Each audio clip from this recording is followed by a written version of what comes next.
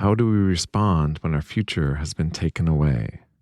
What do we do when, as a result of climate change-fueled ecological devastation, fire, flood, drought, famine, or as a result of an authoritarian regime, everything you imagined for yourself, your family, is taken away? How do you be resilient when the worst happens to you and your community? If resilience is worth anything, it needs to work at the worst of times. That's what this episode is all about. Today, we'll talk about the 4 resilience essentials that you can draw upon in any catastrophic situation, whether that's caused by climate change or an authoritarian crackdown. Today in Resilience in Dark Times, the 4 resilience essentials.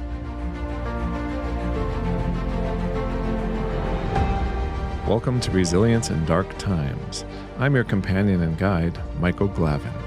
If you're feeling overwhelmed by political upheaval and environmental crisis, you're in the right place. This podcast is for everyone who refuses to normalize injustice or ignore planetary emergencies. Together, we'll transform anxiety into action and build the emotional resilience we need to keep fighting. Let's begin. Hello and welcome. I want to give a special welcome to the people who are new here. We have a lot of new members, and I just want to say welcome. I'm so glad you're here and joining our community.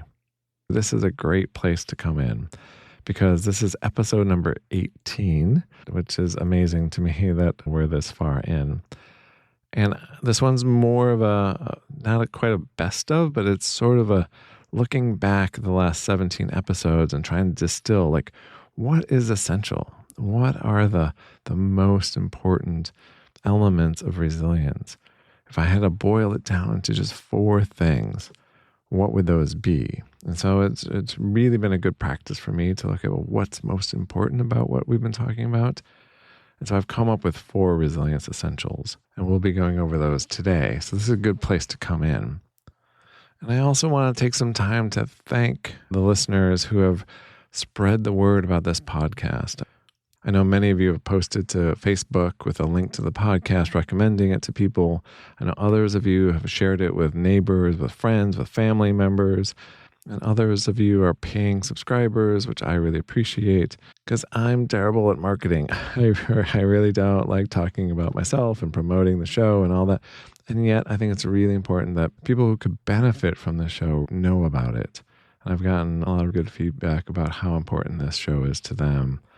And I've heard it's called soothing and a beacon in the darkness, and it gives people hope and keeps them going. And that means so much to me. I'm so glad that I'm able to help you in any way I can. So my hope is to keep this going as long as we can and to do it in a sustainable way.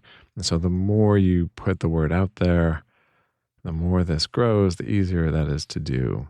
And on that note, we've been, since the launch, pretty close to being in the top 50% of all podcasts in terms of listenership.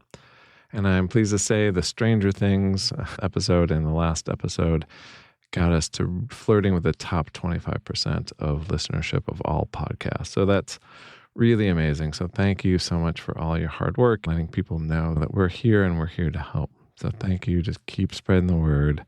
Give us 5-star reviews. Share it on social media. Share it with friends, family members. I really, really appreciate those efforts. So with that out of the way, let's talk now about the 4 resilience essentials.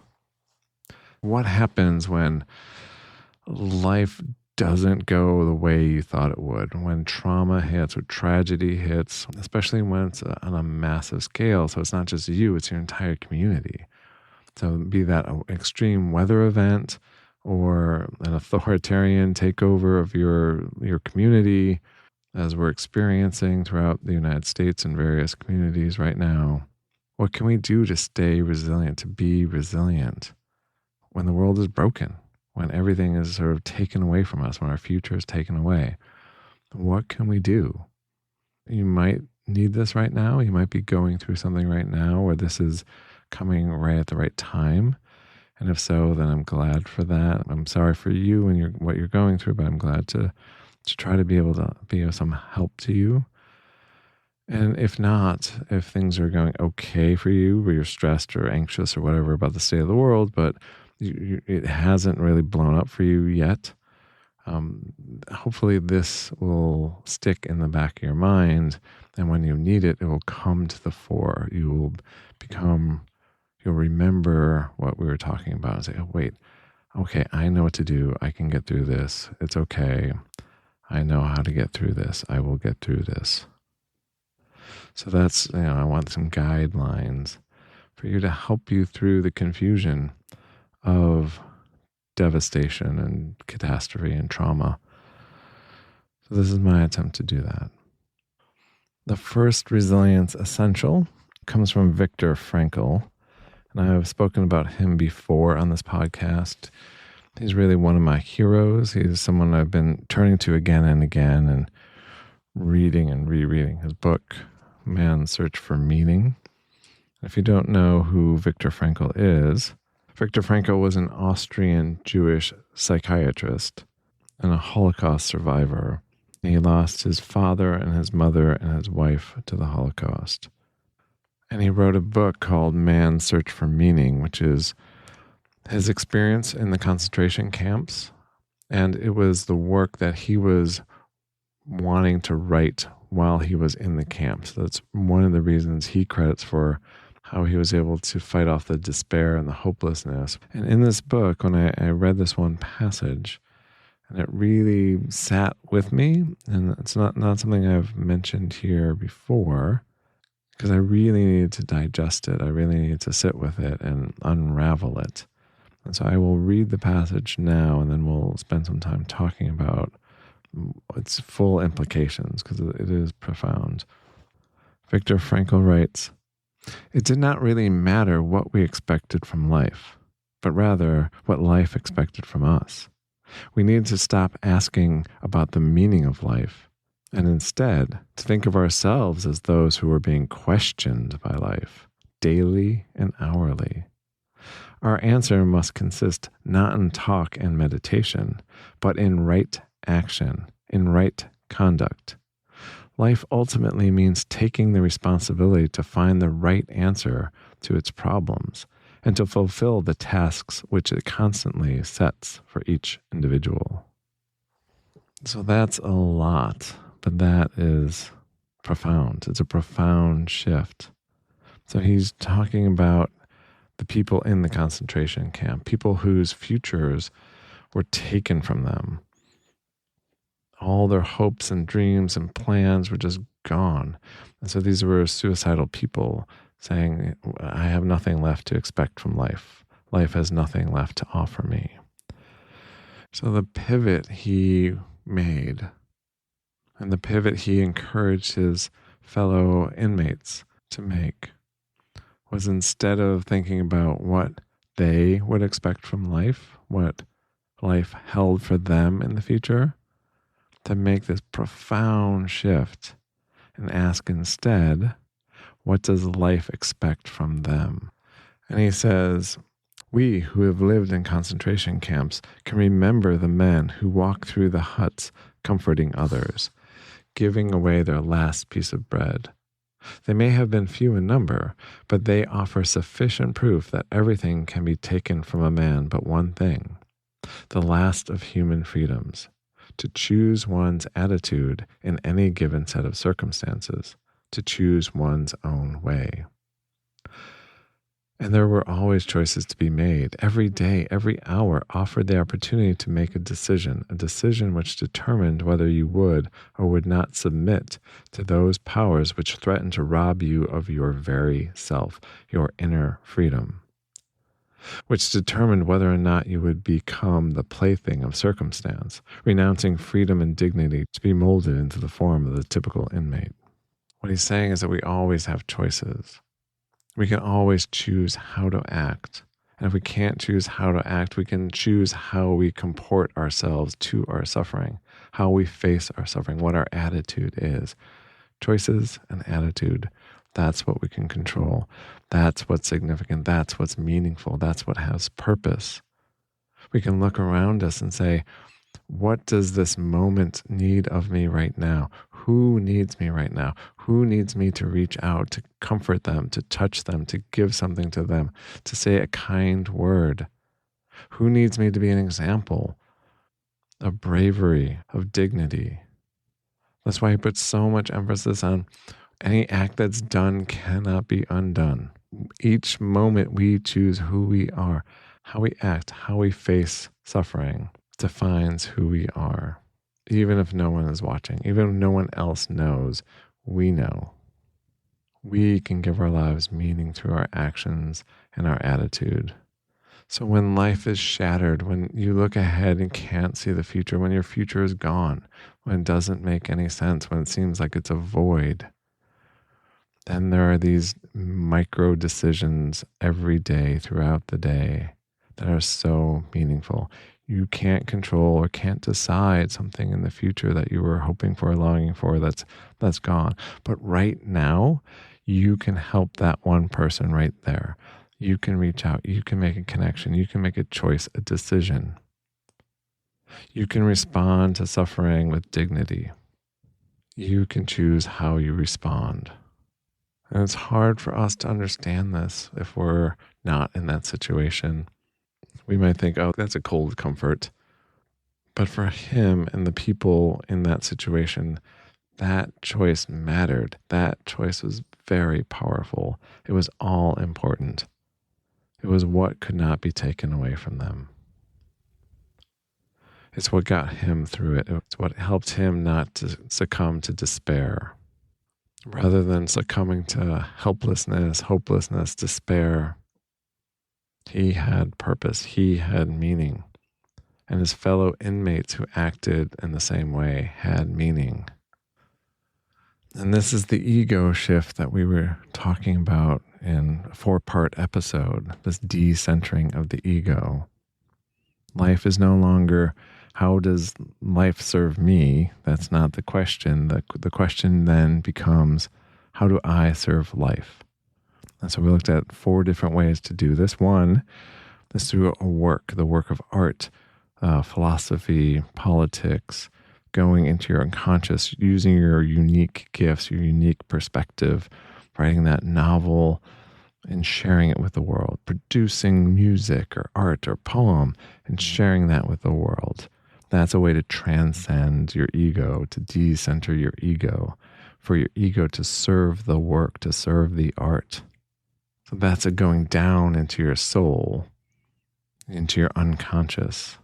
Another way is to go up into spirit, into nature, into love, the universal love, universal connection, to act from that place. Then your ego is in service of this greater connection with the universe, with other people, with spirituality. That's a decentering of the ego. Another way is through love and connection to one specific person, a heart-centered approach, serving one person who you love, sacrificing for that one person to help them. So that's connecting with one other person through love, a specific love. Not a universal love, a specific love, loving that person in that specific way, being compassionate with them in service of that love. And then another way is through politics and through political action to help save the planet, save the world, to bring justice to the world. Moving out and connecting politically with people. That's another way to transcend the ego, to make the ego in service of something else. So that's what he's talking about here in this very concrete, naked way, that life is going to challenge us and test us. And so how are we going to answer life? How are we going to answer this moment? How are we going to conduct ourselves, comport ourselves? What is needed from us right now in this moment? An act of kindness, an act of bravery, an act of compassion, an act of love and tenderness. What is needed from us in this moment? None of that has to do with ego. All of that has to do with serving others, serving life. And to make that shift is resilience. That's resilience. When you've lost everything, you can still have this. That's what he tells us. Even in his horrible, horrible circumstances, his horrible experience, he lost so much. His parents, his wife, his brother. Despite all that loss, he still had the ability to meet the moment, to make choices, to choose his attitude in the face of suffering.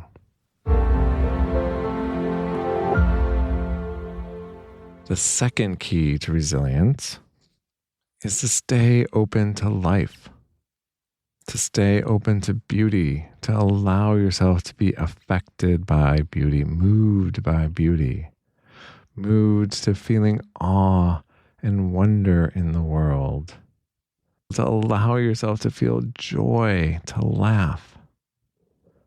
We've talked about this, and Viktor Frankl talks about this as well. The people who did better were the ones who enjoyed the sunset, the beauty of a sunset, or the first snowfall.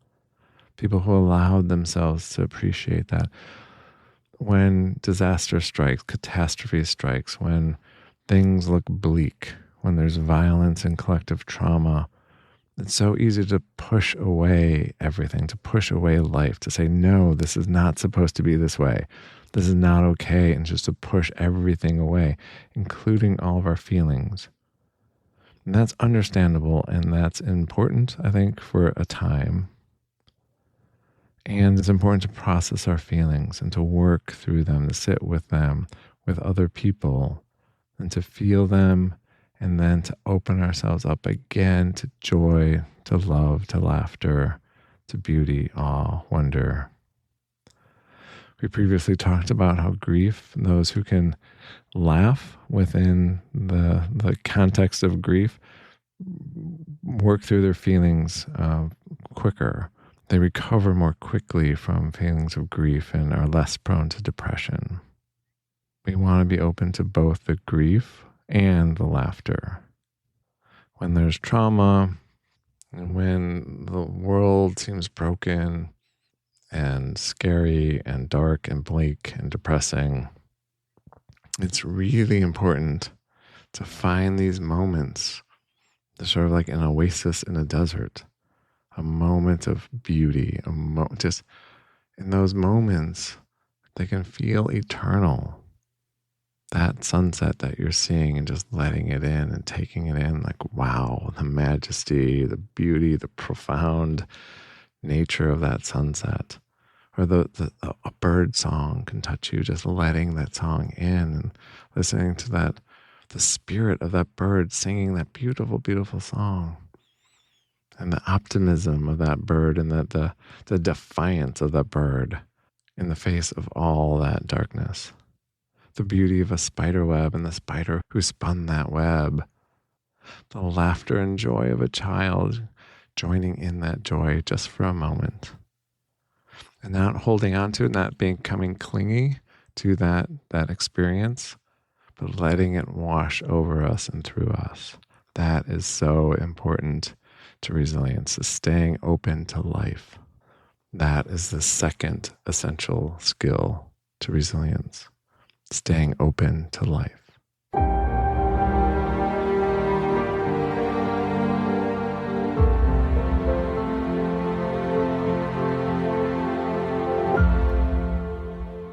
The third resilience essential is connection with others.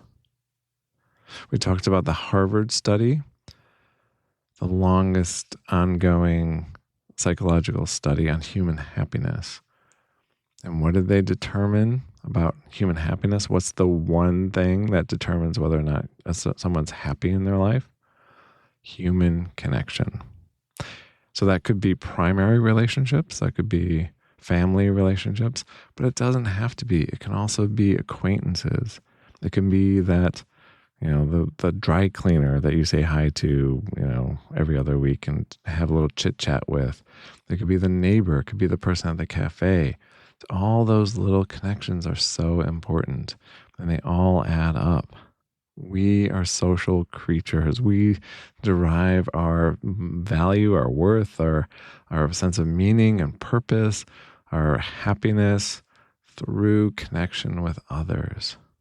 So when things are difficult, especially when things are difficult, especially when there's some collective trauma going on, either because of some ecological devastation or some authoritarian crackdown, that's the time to turn to others, lean into others. Let yourself be a little bit more vulnerable, a little bit more friendly, a little bit more outgoing. I am shy. I am sometimes painfully shy.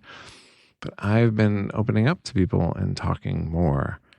That chit chat scares me, but I like people. I love people. I love connecting with people. And so I've been pushing myself to engage with other people more. After a yoga class, just saying something, talking about the class or the weather or what I'm doing or something that's coming up, some event. And those connections are meaningful. They're important. There's lots of really great people, cool people who go to yoga class, for instance, or at a cafe, striking up a conversation with someone, going to a political event and just starting to talk to somebody about what's going on. Those small connections are important. And when it comes to partners or family members, connecting a little bit more deeply, talking about how you're feeling, asking how they're doing. Those deep connections are so important. And in these difficult times with what we've been going through politically, I've been connecting more with people, opening up a little bit more. And so important. It's been so helpful to me. So the third key to resilience is connection, human connection. I also want to include connection to animals in this. I think that's also important. Either pets, but also like we have, I think it's third generation pair of cardinals now. I feel connected to them. I put out some suet for them and they finally found it after a few days. And it's great to see them eating the suet. And I recognize some of the squirrels in our backyard and various bunnies. And we have Cooper's hawks, which I really like. So those connections are important too. And also connection to plants and trees. And these are beings. These are alive beings in our world. And we have a relationship to them. So staying connected to people and animals and plants is really important. Those deep connections. You know, I've said before, connection is resilience. I really think that's true. The more we're connected to other people, other creatures, other beings, the more resilient we're going to be. The more we realize we're not alone. When we're alone, we're vulnerable, right? That's scary to be alone. We're actually not alone. Our society keeps telling us we're isolated individuals and tries to make us isolated individuals. But we're actually not isolated individuals. We're connected. We're deeply connected. So the more we can realize that and act on that, the more connected we can be, the more resilient we're going to be. And that connection then feeds into that second thing about being open to life. Because then we're laughing with our friends and we're in awe of them or we're curious about them or we can share things together or we're in awe of nature or we're in wonderment with nature and the natural world and the creatures in the world. And then we're taking action in the moment to help those people, to help those creatures, which is giving our lives meaning and allowing us to persevere even in dark, dark times.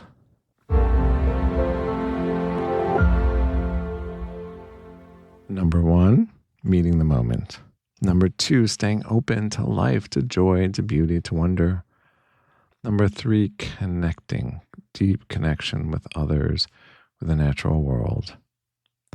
Which brings us to number 4. The fourth essential skill, the fourth pillar, if you will, is collective action. I bet you guessed this one. It is so important to come together with others and do something to shape the future. And it doesn't have to be some big militant thing. There are many, many ways that people can act in concert, act in coordination, act to positively affect the future. And when you do that, what that does is it takes all those emotions of dread and fear and anger and rage and all of that stuff and the feelings of hopelessness and helplessness and all that, and it channels all of that into some action. And once you do some action, it changes all of those feelings. Suddenly they're transformed. Suddenly it's like, oh, I guess I'm not helpless. I can do something. I am doing something. Oh, I'm a little bit more hopeful now. Oh, I have meaning. I have purpose. I feel better. And that leads to more action. Yesterday, I went to an event, a Protect RP event. They have a Facebook page. You should check them out. They're a great organization. I'm proud to be an active member. And they had an event where over 500 people from the neighborhood showed up. It was every type of person from the neighborhood. These weren't like hardcore activists at all. They were just normal people who wanted to do something, who saw what was happening to our society and said, no, I need to do something. And so they went to this meeting. And in the meeting, it was brilliant because they had a gymnasium that was packed with people. And so they had speeches in the gymnasium. But then also they had these tables throughout it was in a grade school, throughout the corridor and in like the cafeteria area. And all the different tables, I think there was 10 of them or so, were all different ways people can get involved to take action. And so, yes, there were the more militant activist type of tables. So you could be a rapid responder to ICE or an ICE watch person to go out there and to make sure that ICE was following the law and the Constitution and to inform people of rights and to film their activity to try to make them less brutal. So that was one table. Another table was for school patrols, for people to go to schools and to help the kids and the parents stay safe from ICE. But there were so many other tables. There was a table, and this I found very moving, was a vigil table. And so they had a map, and on the map they had dots where all the abductions had happened, where people were taken from our community by ICE or CBP. And they were encouraging people to put up memorials, to put up a sign saying who was taken, when they were taken, and to leave flowers and braids of orange and butterflies and to memorialize that person, maybe put pictures up and write something. So this was a way for people to be active, to do something for the community, to let others know, like, hey, this person was here and they were significant and meaningful and they were missed and we hope they come back, and to memorialize them in some way. There's another group that was about documenting history. And so it was getting all information that they could from people in the neighborhood, testimonials, pictures, documents, anything like that, to preserve it for history. So that was a historical preservation group. Another group was just to go out with signs during rush hour and just be visible and let people know how we feel, and to protest and build community and make some noise. Just to be visible, to say, hey, this is not okay. This is how we're feeling. There's another group that helps undocumented students and is working with the schools to help protect undocumented students. Another group to start up a mutual aid network, which I volunteered for to get involved with. And some of the things that mutual aid networks do is they bring food and medicine to people who are too scared to go outside during ICE raids. And so it's to make sure to check on them, to take care of them, to help them out so they don't have to put themselves at risk. And there was another table of people writing protest songs, and another table of people just doing artwork and art projects. And a bunch of kids were there making hearts and butterflies and all sorts of really cool, creative things. And that's on top of all the stuff about calling your representatives and your congressmen, registering people to vote, et cetera, et cetera. There is so much that can be done, so much to do. So whatever you can do would be awesome. It doesn't matter how big or how small. It will help others and it will help you feel better. You'll be able to sleep a little bit better at night. So those are the 4 things. 1, answering the moment, taking action, choosing your attitude in the face of suffering. 2, remaining open to life, feeling joy and pleasure and excitement and wonder and cheer. 3, connecting deeply with others and with the natural world. 4, taking collective action, coordinated action, just doing a little bit with other people, which builds in solidarity and sense of community and purpose and meaning. Those are the 4 essential elements of resilience. And I'm excited to say that those 4 elements are all in the story that I have found for you guys today. I think you'll really like this story. I do. This is The Hummingbird and the Forest Fire. This is a Quechua/Andean folktale, which is told across Latin America. Once upon a time, in a green, whispering forest at the foot of tall mountains, all the animals lived in gentle peace. The jaguar moved like a shadow between the trees. The monkeys swung and chattered in the branches. The deer stepped softly through the ferns. And the smallest of them all, the hummingbird, flickered like a flying jewel from flower to flower, sipping nectar and humming to herself. Every morning the rising sun painted the sky pink and gold. Dew sparkled on spider webs like necklaces of diamonds. The forest was full of the smell of the earth and flowers and leaves. The hummingbird loved it all. "This forest is my home," she would whisper as she flew. "It is beautiful." One hot, dry afternoon, as the sun burned white overhead, the hummingbird noticed something strange. A thin gray thread rising between the trees. Smoke! She flew closer. Her tiny heart began to pound. A fire had started at the edge of the forest. At first it was only a line of orange tongues licking at the dry grass. But the wind blew, and the fire began to leap from leaf to leaf, branch to branch, swallowing bushes, racing up trunks. Soon the forest roared with flames. The sky darkened with smoke. Ash floated like black snow. Animals ran in all directions, coughing and crying out. "The forest is burning!" shrieked the monkeys. "We must flee!" roared the jaguar. "The fire is too big!" sobbed the deer.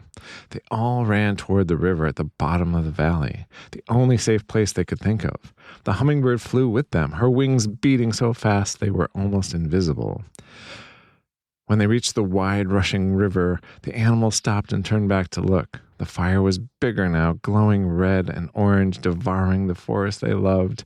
Trees they had slept beneath, flowers they had sniffed, paths they had walked, all disappearing in the heat and the smoke. Some animals began to weep, some trembled, some simply stared in shock. "What can we do?" whispered a young fox. "Nothing," said an old turtle sadly. "The fire is too strong. We are too small." The animals huddled by the riverbank watching the world burn. All except the hummingbird. She stared at the flames, then at the river, then at the flames again. Her tiny body trembled, not only with fear, but with something else. "I cannot put out a whole forest fire," she thought, "but this is my home. I must do something." She flew over the river, dipped her beak into the water, and scooped up the smallest drop she could carry. Then she turned and sped back toward the fire. The heat burned her feathers, smoke stung her eyes, but she kept going. Over the burning tree she hovered for a moment and let the drop of water fall. It hissed against a leaf and was gone. One drop. She flew back to the river at once, dipping her beak again, and carried another drop back to the fire. Then another and another. Back and forth she flew, a tiny bright shape against a wall of smoke and flame. The other animals watched in disbelief. "What are you doing?" shouted the jaguar over the roar of the fire. "I am carrying water to the fire," the hummingbird called back. The monkeys burst out laughing, even with tears in their eyes. "Little one, you'll burn your wings," they cried. "You can't put out the fire with those tiny drops." The deer shook her head. "It's hopeless," she said. "Come back to the river. There is nothing to be done." The hummingbird paused for only a heartbeat. Her chest was heaving with effort. Her wings ached. Her throat was raw from the smoke. "I am doing what I can," she said simply. "This forest is my home. It is beautiful. I will not just watch it burn." And she flew back to the river for another drop. The jaguar growled with frustration. not at her, but at his own helplessness. "Look at her," mumbled the fox. "She is so small, the fire is so huge." "Yes," said the old turtle softly, "but she is not running away from what she loves." Trip after trip, the hummingbird flew, her feathers now dusted with ash. Her eyes stung, her wings trembled. Still she carried drops of water to the fire. Something began to change, not in the fire, but in the hearts of the animals watching. A monkey wiped his eyes and stood up. "I have hands," he said slowly. "I can carry more than a drop." He grabbed a large leaf, shaped it into a bowl, and dipped it into the river, and swung through the trees toward the fire, water sloshing. A deer stepped forward. "I can carry wet moss on my back," she said. She dipped her back into the river until her fur was soaked, then ran towards the edge of the flames to let the water fall. The fox began to dig channels with his paws, trying to turn more water toward the burning trees. The jaguar, strong and swift, dragged falling branches to clear paths so smaller animals could move safely back and forth. Birds flew over the river, carrying twigs and green, wet leaves to beat at the smaller flames at the fire's edge. Even the slow turtle made his way to a pond upstream, using his heavy shell to block a trickle of water and send it flowing towards the burning ground. Soon the riverbank, once full of frozen, frightened animals, was alive with movement. Each creature did what it could in its own way, according to its own strength. The fire still roared, but at the edges, where the animals worked together, it began to shrink back. Wet earth would not burn, soaked branches would not catch. Little by little, the wall of flame grew thinner. After a long time, the wind shifted. Dark clouds rolled in. A few drops of rain fell, then more, then a steady drumming curtain of water poured from the sky. The flames hissed and sputtered, smoke rose, then thinned. At last, the fire died. The forest was changed. Some trees were black and broken. The ground was scarred. The air smelled of ash. But not everything was gone. Patches of green remained. A few tall trees still stood, leaves dripping with rain, tiny shoots already pushed up through the wet soil. The animals stood, panting and exhausted, looking at what they had saved. The hummingbird landed on a charred branch, her feathers ruffled, her wings shaking with tiredness. "You are foolish," said the jaguar gently, "and very brave." The old turtle nodded. "You reminded us that we are not helpless when we act together," he said. The hummingbird looked at the damp, steaming forest. Even blackened, it was still her home. On one surviving branch, a single red flower had somehow escaped the flames. It glowed like a coal in the gray light. The hummingbird flew to it, sipped its nectar, and closed her eyes. "It is still beautiful," she whispered. The end.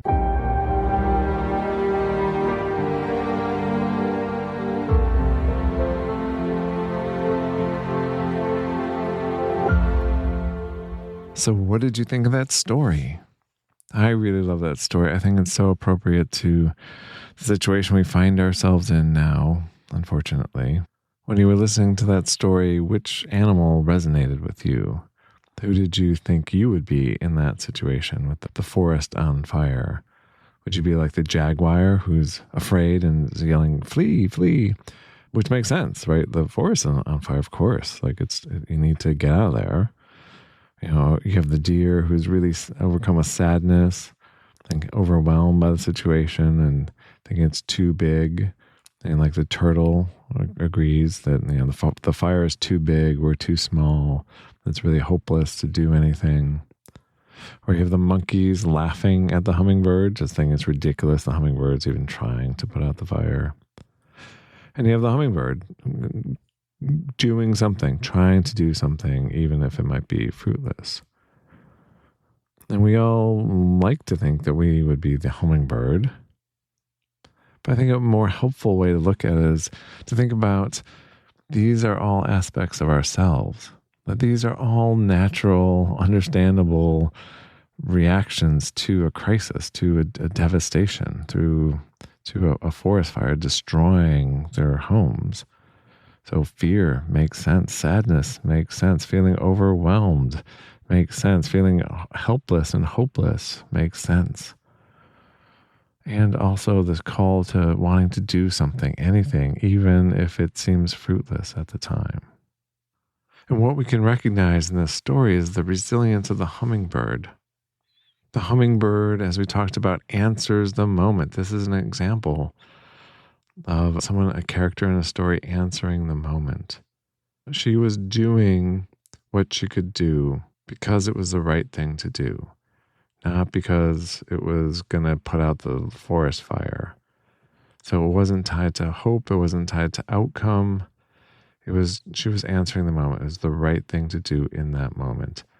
This is my home. My home is beautiful. I love my home. I'm going to try to protect my home. And I don't care what the outcome is. I'm going to defend it.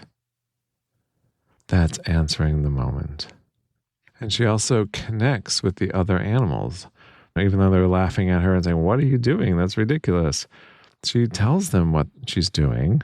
And then she says, and they ask, "Why are you doing that?" And she says, "I am doing what I can because the forest is my home. It is beautiful, and I will not just sit by and let it burn." She needs to do something. She's compelled to do something. So she connects with the other forest animals. And then 3, they together take collective action. She inspires them to join in and to help her. And they all start working together, each doing their part according to their own abilities, their own talents. And we've talked about this before, diversity of tactics. They're not all doing the same thing. They're all doing different things. Yet they're all working together. There's a solidarity.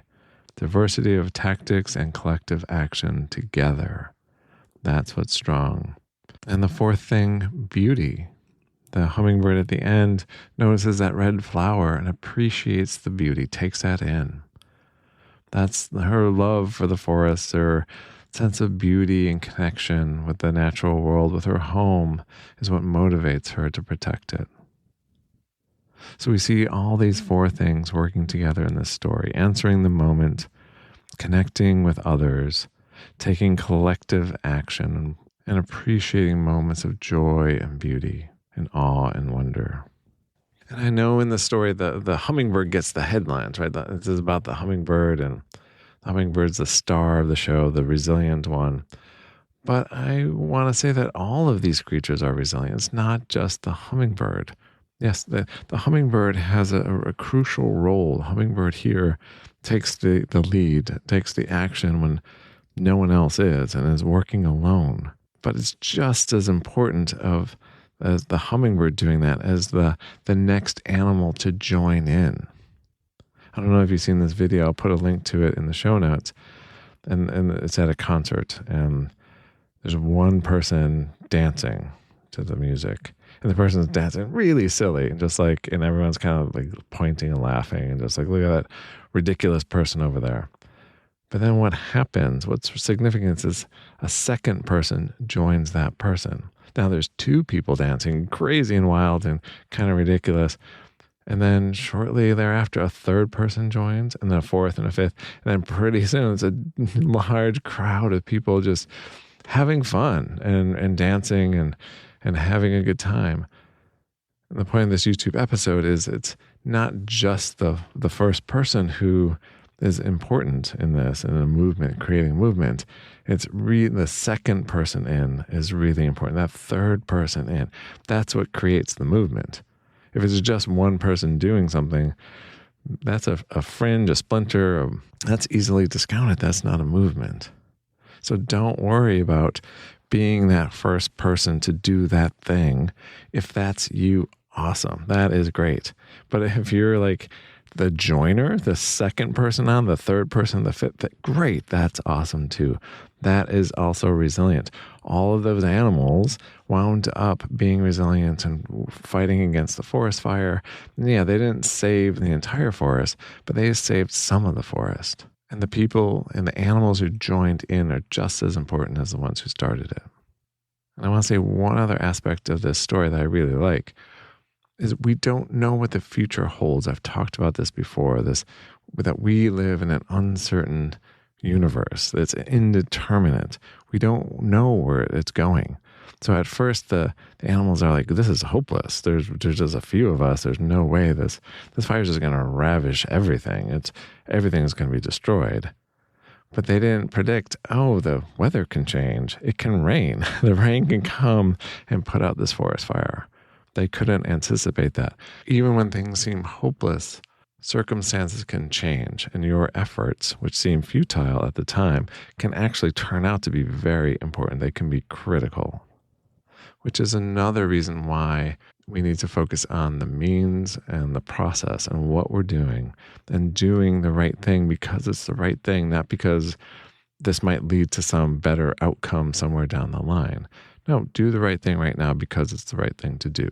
And that's what Viktor Frankl is talking about, meeting the moment. These animals didn't think about their own lives in the forest in the future. They thought about, what does the forest need from them right now? And they took purposeful, meaningful action in the moment to help save the forest. Answering the moment, connecting with others, collective action, and staying open to life, the beauty, the awe, the wonder of life. These are the essential qualities of resilience. For today's action item, this is a 4-part action item, as you might have guessed. Each part is going to deal with one of the 4 keys to resilience. So the first one is to answer the moment. So sometime during this week, ask yourself, what does this moment require of me? How can I answer this moment in a way that I will feel good about? When you're frustrated, things aren't going the way that you would like, take a deep breath, pause, and ask yourself, what does the moment require of me right now? What could I do right now in this moment that I would feel good about? And then do that thing. You can ask yourself, who needs me right now? What do they need from me? Then reach out and do that thing. And then later reflect, how did I feel? How did doing that make me feel? I bet you'll notice a shift. I bet you'll notice that you felt better. And part 2 of this action item, if you're doing the action item from last week, which is a 14-day action item, just do that. If you're not doing that, then do the one from last week, which is go out into nature and notice something until you feel something inside. Joy, wonder, awe, surprise, whatever it is. And then go and write it down later. Like, what did you notice and how did you feel? So I was coming home from a puppet show. There's a Chicago Puppet Fest, which is awesome. And I was like, I forgot to do my nature homework, my observing nature homework. And I was in a lift on the way home, and it was snowing. And so I just took a moment to notice nature, and I noticed the snow on the trees, and it was just beautiful. And the snow and the light, and I took a moment to really appreciate the beauty of nature, and it made me feel good. So that's what we're talking about. It's not something major, but it is intentional. You do have to do something different. You have to let yourself be open to life and let it affect you and let it make you feel something. And I want to say, in this feeling something about nature, that's how we're born. That is how we're wired. That is the default setting. Civilization, socialization, media, all of that teaches us to shut down those signals. So it's not about making yourself feel, it's about removing the blocks to feeling, allowing yourself to feel this connection with the universe. And if you allow yourself to feel that connection, you're going to feel something, and that something's going to feel good. All right, so that's the second part, part 2. Part 3 is connecting with others.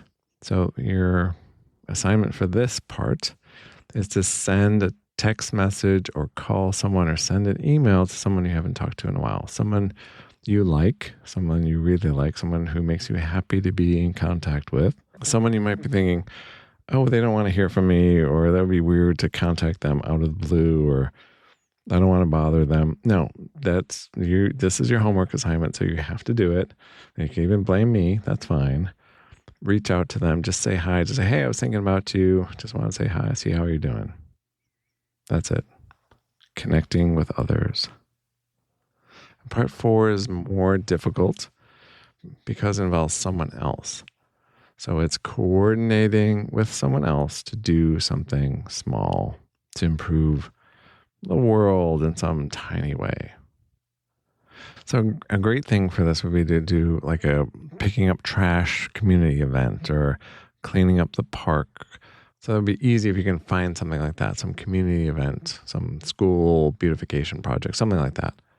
But short of that, it's finding someone and saying, hey, can you help me with blah? Where they have to help you with something. Or, hey, can I help you with blah? Right? So that can be, a partner or a roommate saying, hey, let's clean up the kitchen. Can you help me clean up the kitchen? Can you help me organize this space? Or just saying, hey, do you need help with anything this weekend? How can I help? The idea is to have coordinated action on some task where you're both working together towards some goal. And it can be very simple. And then ask yourself afterwards how you feel. I bet you feel good. You feel connected to this other person in a slightly deeper, richer way than you did before when you thought, I'll just do this myself. That's your 4-part action item today for this week. Looking for a chance to answer the moment and do something differently. Asking, what does this person need from me right now? What does the situation call for? And 2, going out in nature and experiencing some feeling of connection with nature and some feeling of wonder, awe, curiosity, whatever it is, and then writing that down. 3, reaching out to someone and making contact with them, someone you haven't talked to in a while.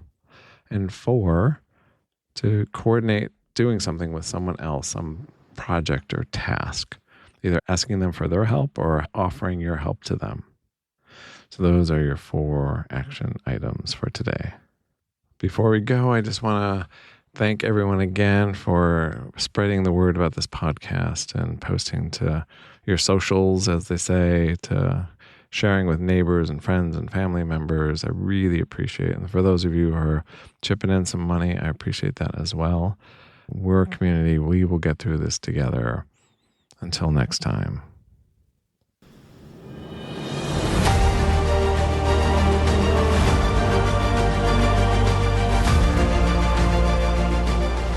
That's all for this episode of Resilience in Dark Times. Your action items? First, try one strategy we discussed. Second, connect with one person about these issues. Breaking isolation is resistance. And third, leave us a review to help others find this community. For show notes and resources, visit resilienceindarktimes.com. I'm Michael Glavin, reminding you that your resilience is revolutionary. See you next episode.